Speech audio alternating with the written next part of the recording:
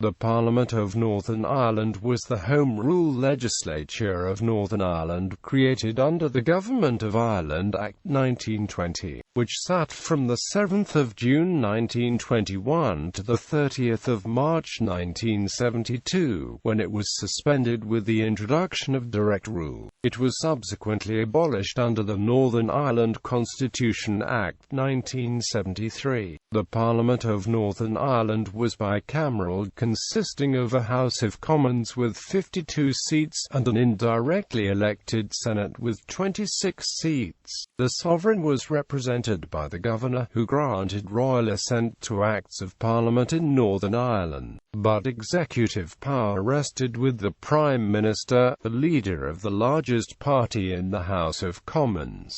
House of Commons. The House of Commons had 52 members, of which 48 were for territorial seats and 4 were for graduates of Queen's University, Belfast. The Government of Ireland Act prescribed that elections to the House of Commons should be by single transferable vote, though the Parliament was given power to alter the electoral system from 3 years after its first meeting. The seats.The system was the subject of criticism from grassroots unionists, but because the 3-year period ended during the Labour government of 1924, the Stormont government decided not to provoke the known egalitarian sympathies of many Labour backbenchers and held the second election on the same basis. The loss of 8 unionist seats in that election caused great acrimony, and in 1929 the system was changed to first past the post for all territorial constituencies, though seats.The was retained for the university seats. The boundary changes were not made by an impartial boundary commission but by the unionist government, for which it was accused of gerrymandering. The charges that the Stormont seats were gerrymandered against nationalists is disputed by historians, though it is agreed that losses under the change to single-member constituency boundaries were suffered by independent unionists, the Liberals and the Northern Ireland Labour Party. Population movements were so small that these boundaries were used almost everywhere until the Parliament was dissolved in 1972.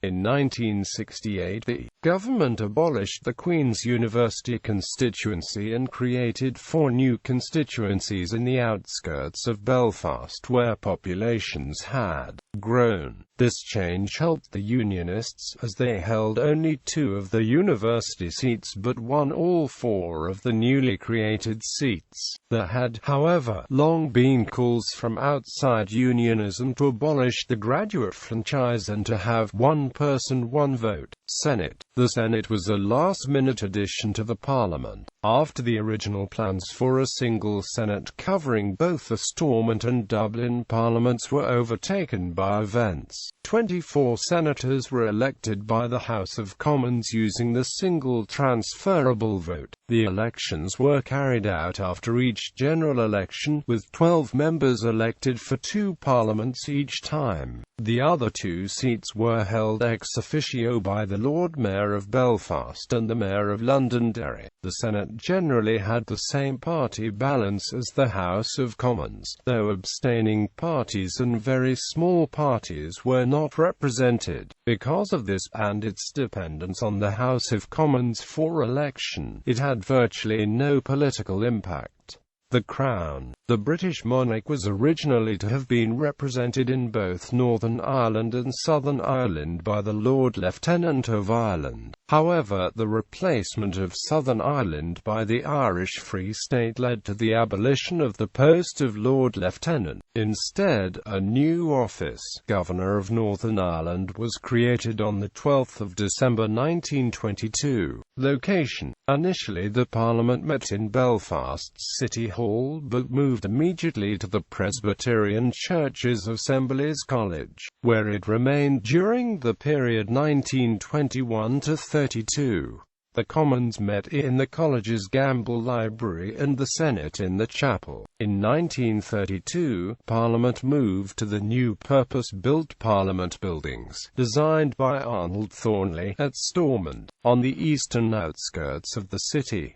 The city boundaries were extended slightly to include Stormont within the capital city. Stormont came to be a nickname referring both to the Parliament itself and to the Northern Ireland government legislation. Stormont was given power to legislate over almost all aspects of Northern Ireland life, with only a few matters excluded from its remit: succession to the crown, making of peace or war, armed forces, honours, naturalisation. Some central taxes and postal services were the most important. The Parliament did not try to infringe the terms of the Government of Ireland Act. On only one occasion did the United Kingdom government advise the King to withhold royal assent. This was the Local Government Act, which abolished proportional representation in local government elections. The issue was referred to London, and royal assent was eventually given. The output of legislation was high for a devolved parliament, though some of the acts were adaptations of recently passed acts by the United Kingdom Parliament. It was nominally prohibited by Section 16 of the Schedule to the Irish Free State Act 1922 from making any law which directly or indirectly discriminated against a religion, although this provision had little effect.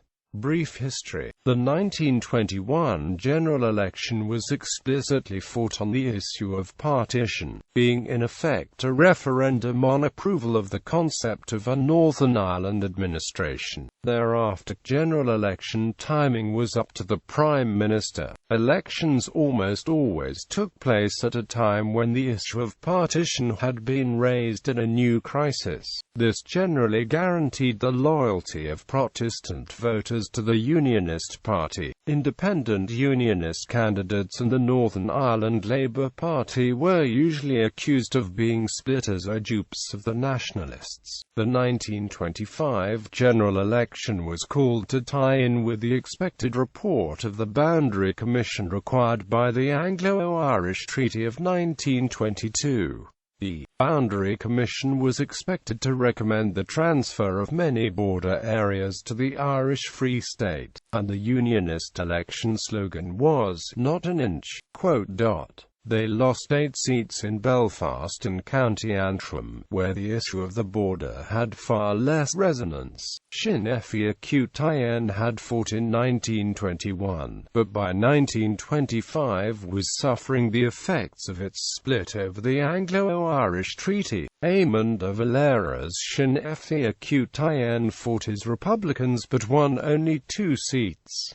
The border was never changed. A minor row erupted in 1925 when the elections to the Senate took place. 11 Unionists and 1 Labour senator were elected, despite there being a bloc of 3 composed of 2 non-abstaining nationalists and a dissident unionist. The latter 3 had mailed their votes, but due to a public holiday and the practices of the postal service, they arrived an hour after the election.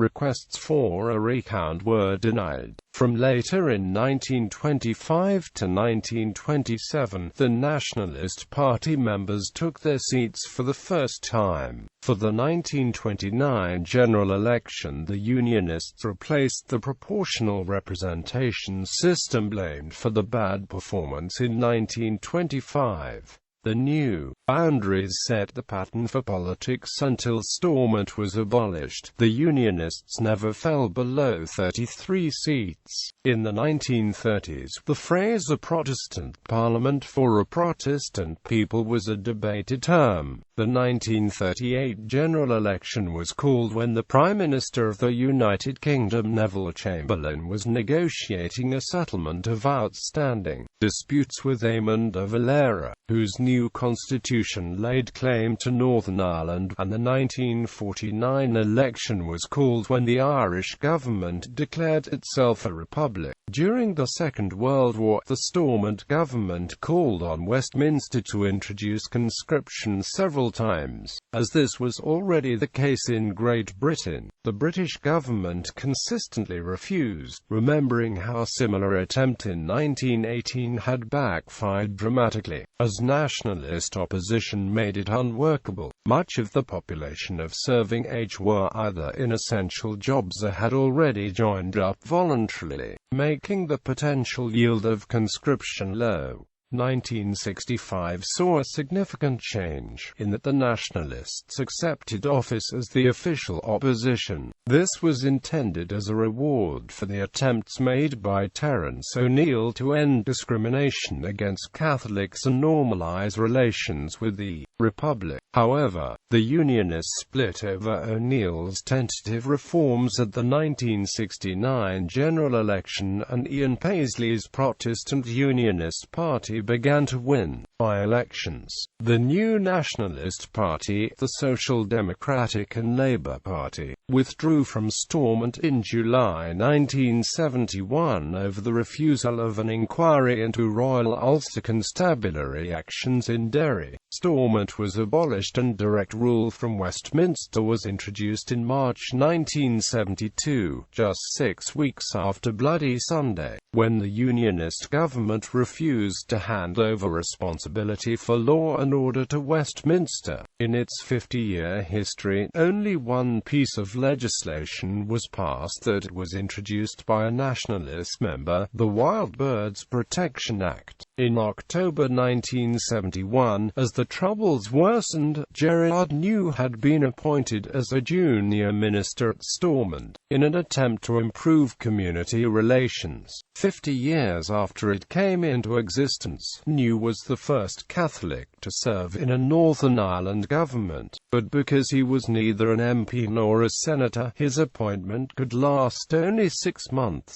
The influence of the Orange Order in the governance of Northern Ireland was far-reaching. All of the 6 Prime Ministers of Northern Ireland were members of the Order, as were all but 3 cabinet ministers until 1969.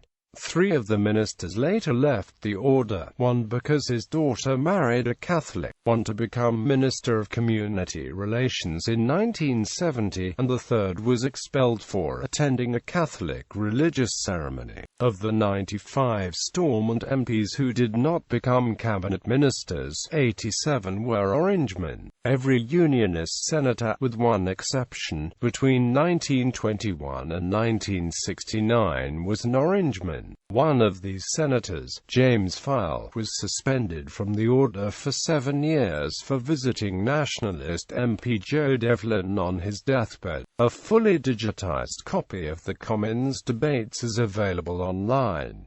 General elections. Northern Ireland General Election 1921. Northern Ireland General Election 1925. Northern Ireland General Election 1929.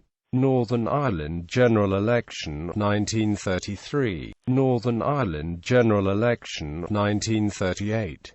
Northern Ireland General Election 1945. Northern Ireland General Election 1949. Northern Ireland General Election 1953. Northern Ireland General Election 1958. Northern Ireland General Election 1962. Northern Ireland General Election 1965.